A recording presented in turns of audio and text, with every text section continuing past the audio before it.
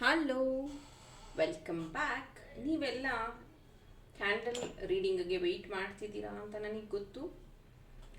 ಹಾಗೆಯೇ ನಿಮ್ಮ ಮತ್ತು ನಿಮ್ಮ ಪಾರ್ಟ್ನರ್ ಎನರ್ಜಿನ ಚಾನಲ್ ಮಾಡಿ ನಿಮ್ಮವರೆಗೂ ತಲುಪಿಸುವಂತಹ ಕೆಲಸ ನಂದಾಗಿರುತ್ತೆ. ನೀವು ನಿಮ್ಮ ಮೈಂಡ್ ಬಾಡಿನ ರಿಲ್ಯಾಕ್ಸ್ ಆಗಿಟ್ಕೊಳ್ಳಿ. ಯಾವುದೇ ರೀತಿ ಟೆನ್ಷನ್ ಅಥವಾ ಓವರ್ ಥಿಂಕಿಂಗ್ ಬೇಡ. ನಿಮ್ಮನ್ನು ನೀವು ಈ ರೀಡಿಂಗ್ಗೆ ಸರೆಂಡರ್ ಮಾಡ್ಕೊಳ್ಳಿ.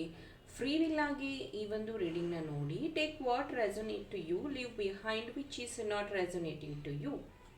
ಯಾವಾಗ ಫಸ್ಟ್ ಟೈಮ್ ಸ್ಕ್ರೀನ್ ಮೇಲೆ ನೋಡ್ತಿರೋ ಆವಾಗ ಇದು ರೆಸೊನೇಟ್ ಆಗುತ್ತೆ. ನಿಮ್ಮ ಪರ್ಸನ್ ಹೆಸರನ್ನ 3 ಟೈಮ್ಸ್ ನಿಮ್ಮ ಮನಸ್ಸಲ್ಲಿ ಹೇಳ್ಕೊಳ್ತಾ ಈ ಒಂದು ರೀಡಿಂಗ್ನ ವಾಚ್ ಮಾಡಿ. ಈಗ ಈ ಪ್ರೀತಿಯಲ್ಲಿ ಆಗ್ತಾ ಇರೋ ಬದಲಾವಣೆ ಆದರೂ ಏನು, ಅವರ ಮನಸ್ಸಲ್ಲಿರೋ ಭಾವನೆಗಳಾದರೂ ಏನು, ನಿಮ್ಮ ಬಗ್ಗೆ ಏನು ಯೋಚನೆ ಮಾಡ್ತಾರೆ, ಏನು ನಡೀತಾ ಇದೆ ನೋಡೋಣ. ಇದೇ ಮಾರ್ಚ್ 8ನೇ ತಾರೀಕು ದಾವಣಗೆರೆಯಲ್ಲಿ 1 ಡೇ ವರ್ಕ್ಶಾಪ್ನ ಕಂಡಕ್ಟ್ ಮಾಡ್ತಾ ಇದ್ದೀನಿ.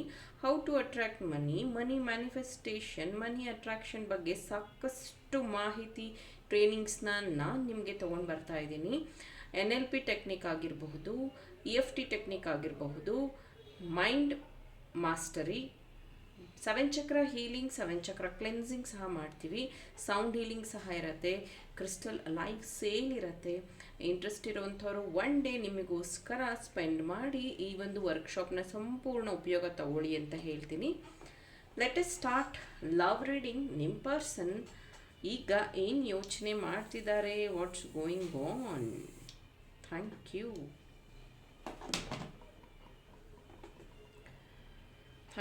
Thank you. ಓಕೆ, ಸೊ ಈ ಒಂದು ಪ್ರೀತಿಯಲ್ಲಿ ಈ ಒಂದು ವ್ಯಕ್ತಿ ನಿಮ್ಮನ್ನು ಒಂದು ಡಾಲ್, ಗೊಂಬೆ ಥರ ನೋಡ್ಕೋತಾ ಇದ್ರು, ಅಥವಾ ನಿಮ್ಮನ್ನು ಗೊಂಬೆ ಅಂತ ಇದ್ರು, ಅಥವಾ ನಿಮ್ಮನ್ನು ಪ್ರೀತಿ ಮಾಡುವಾಗ ಮೇ ಬಿ ನೀವು ಅವರು ಪ್ರೀತಿ ಮಾಡುವಾಗ ಸ್ಟಾರ್ಟಿಂಗಲ್ಲಿ ಇದು ವುಮನ್ ಯಾರಿದ್ರು ಅವರು, ಮೇ ಬಿ ನೀವು ವುಮನ್ ಇರಬಹುದು ಅಥವಾ ಅವರು ವುಮನ್ ಇರಬಹುದು.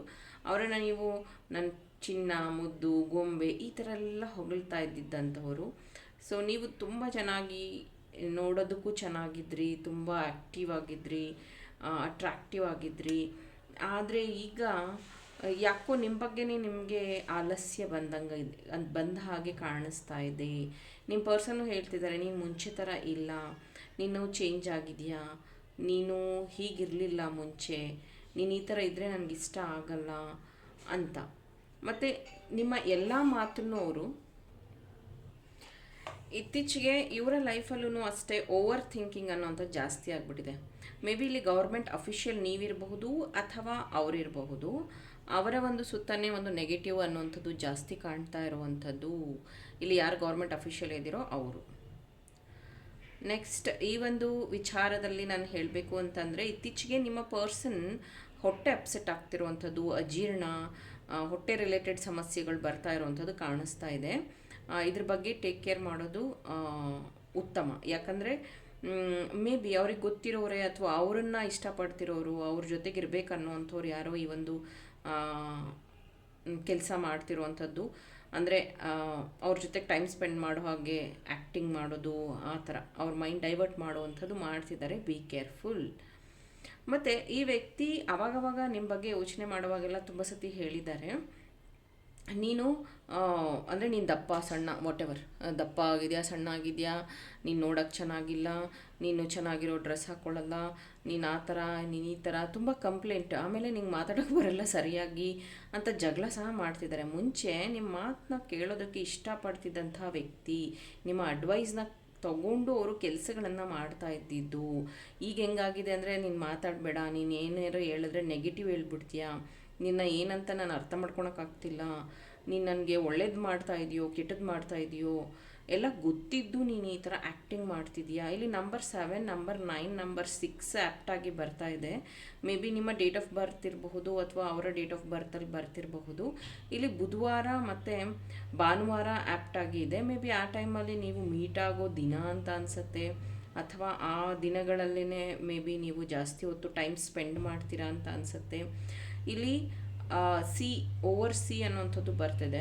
ಮೇ ಬಿ ಅಬ್ರಾಡಲ್ಲಿರುವಂಥದ್ದು, ಲಾಂಗ್ ಡಿಸ್ಟೆನ್ಸ್ ರಿಲೇಷನ್ಶಿಪ್ಪಲ್ಲಿ ಇರುವಂಥದ್ದು ಸಹ ಚಾನಲ್ ಆಗ್ತಾ ಇದೆ.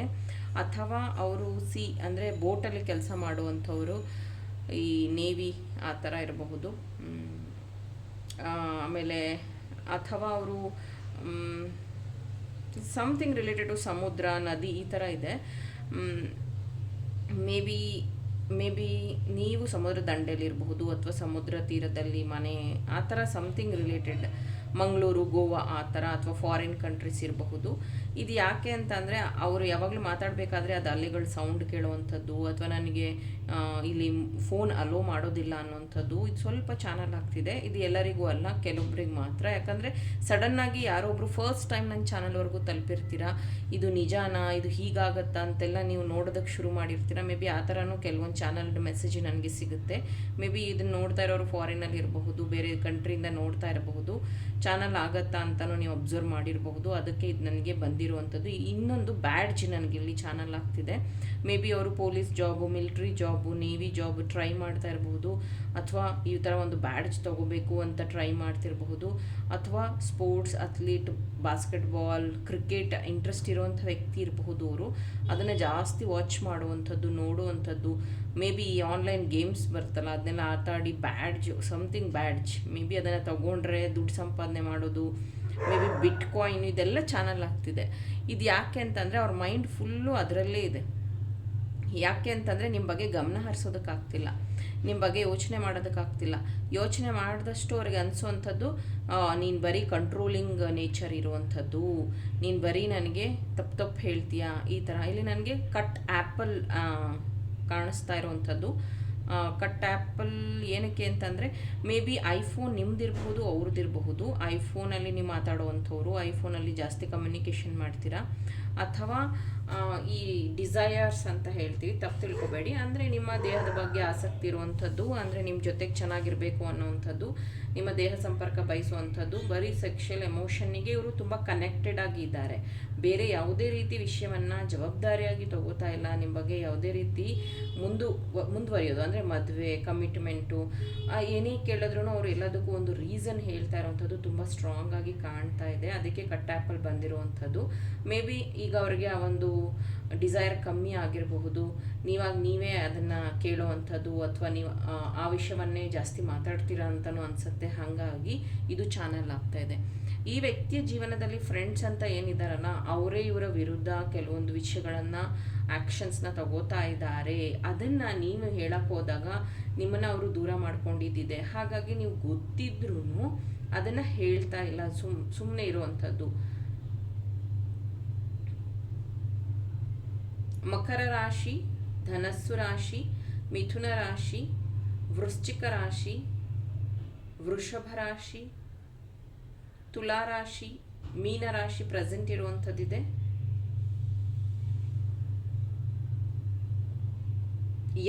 ಎಸ್ ಅನ್ನೋದಿಲ್ಲಿ ನನಗೆ ಜಾಸ್ತಿ, ಅಂದರೆ ಎಸ್ ಲೆಟರ್ ಇರ್ಬೋದು, ಅಥವಾ ಎಸ್ ಇರಬಹುದು. ಮೇ ಬಿ ನೀವು ಹೇಳಿದ್ದಕ್ಕೆಲ್ಲ ಎಸ್ ಅಂತಾರೆ, ಆದರೆ ಆ ಥರ ಆ್ಯಕ್ಷನ್ ತಗೊಳ್ಳೋದಿಲ್ಲ ಅವರು.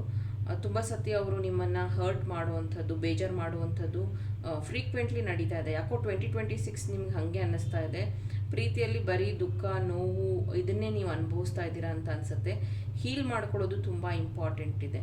ನೀವು ಯಾವಾಗ ಆಧ್ಯಾತ್ಮದ ಕಡೆಗೆ ಹೋಗ್ತೀರಾ, ಅಥವಾ ಇವರು ಪ್ರೀತಿ ಮಾಡೋದು, ಅಥವಾ ನಾನೇ ದೂರ ಹೋಗ್ಬಿಡೋಣ, ಇವ್ರಿಗೂ ಹರ್ಟ್ ಮಾಡೋದು ಬೇಡ ಅಂತ ನೀವು ಡಿಸೈಡ್ ಮಾಡಿದಾಗ ಅವರೇ ಬರ್ತಾರೆ, ಅವರೇ ನಿಮ್ಮನ್ನು ಡಿಸ್ಟರ್ಬ್ ಮಾಡ್ತಾರೆ, ಅವ್ರ ಬಗ್ಗೆ ಯೋಚನೆ ಮಾಡೋ ರೀತಿ ಮಾಡ್ತಾರೆ.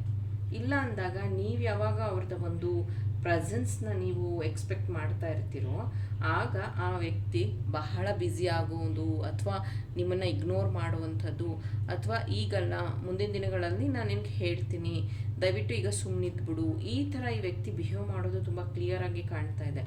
ಈ ವ್ಯಕ್ತಿಯ ಜೀವನದಲ್ಲಿ ಅಕ್ಕ, ತಂಗಿ, ಅಥವಾ ಒಂದು ಫ್ರೆಂಡ್, ಇದು ಹುಡುಗಿ ಫ್ರೆಂಡ್, ಹುಡುಗ ಫ್ರೆಂಡ್ ಯಾರಾದರೂ ಇರಬಹುದು, ಅವರು ನಿಮ್ಮ ಪ್ರೀತಿಯಲ್ಲಿ ಇನ್ವಾಲ್ವ್ ತುಂಬ ಆಗ್ತಾ ಇದ್ದಾರೆ.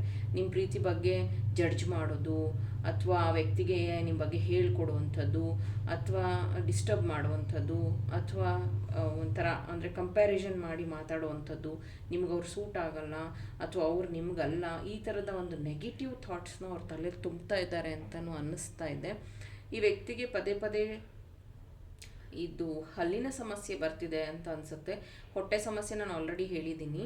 ಹಲ್ಲಿನ ಸಮಸ್ಯೆ ಇದೆ. ಮೇ ಬಿ ಡೆಂಟಿಸ್ಟ್ ನೀವಿರಬಹುದು, ಅವರಿರಬಹುದು, ಅಥವಾ ಡೆಂಟಲ್ ಕ್ಲಿನಿಕಲ್ಲಿ ನೀವು ವರ್ಕ್ ಮಾಡೋರಾಗಿರಬಹುದು, ಅಥವಾ ಸಮಥಿಂಗ್ ರಿಲೇಟೆಡ್ ಟು ಡೆಂಟಲ್ ಅಂತ ಬರ್ತಾ ಇದೆ. ಹಲ್ಲಿನ ಸಮಸ್ಯೆ ಇರಬಹುದು, ಅಥವಾ ಅದಕ್ಕೆ ರಿಲೇಟೆಡ್ ಆಗಿ ನೀವೇನಾದರೂ ಟ್ರೀಟ್ಮೆಂಟ್ ತಗೊಳ್ಳೋ ಅಂಥದ್ದು, ಆ ಥರ ರೂಟ್ ಕೆನಾಲ್ ಆ ಥರನೂ ಇರಬಹುದು. ಅಥವಾ ಮಾತಾಡುವಾಗ ದವಡೆ ಹಲ್ಲು ಗಟ್ಟಿ ಹಿಡಿಯೋದು ಅಂತಾರೆ ಗೊತ್ತಾ, ಕೋಪದಲ್ಲಿ, ಆ ಥರನೂ ಇರಬಹುದು. That I am channelling. ಇದು ನಿಮ್ಮ ಪರ್ಸನ್ ಲವ್ ರೀಡಿಂಗ್ ಆಗಿತ್ತು. ಐ ಹೋಪ್ ಇದರಿಂದ ಇನ್ಸೈಟ್ಸ್ ಇನ್ಫಾರ್ಮೇಷನ್ ಸಿಕ್ಕಿದೆ, ಹೆಲ್ಪ್ಫುಲ್ ಆಗಿದೆ ಅಂತ. ಹಾಗಿದ್ರೆ ಈ ಒಂದು ರೀಡಿಂಗಿಗೆ ಲೈಕ್ ಮಾಡಿ. ಇನ್ನೊಂದು ಇಂಟ್ರೆಸ್ಟಿಂಗ್ ಟಾಪಿಕ್ಸ್ ಜೊತೆ ಜಾಯಿನ್ ಆಗ್ತೀನಿ. ಅಲ್ಲಿವರೆಗೂ ಟೇಕ್ ಕೇರ್.